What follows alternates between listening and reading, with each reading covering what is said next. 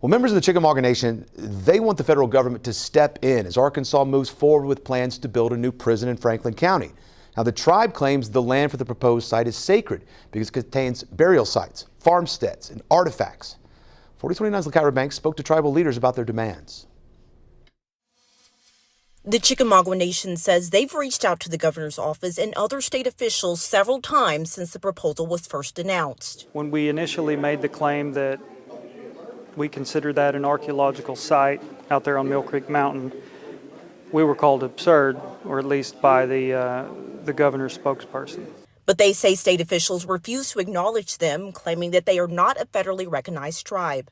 The nation denies those claims. They say their efforts to just be a part of the proposed prison conversations has gone unanswered. We have not received any further acknowledgement from her office beyond being called absurd, despite our attempts to communicate with her. Now, one of our chiefs has put in a request to have a meeting, and I have put in requests.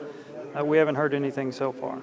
In September, Franklin County officials confirmed to 4029 News that ICE agents visited the site and are considering it for a detention facility. Interim Chief of the Chickamauga Nation, Jimmy Kirsch, says while he doesn't want an ICE facility on the property, a discussion on the possibility could open doors for the tribe to be officially recognized. We actually would really like for the ICE facility to be brought to the forefront, not put on the property, because that brings this into the federal level. And we are a federally recognized tribe. It's good not to have to deal with the state.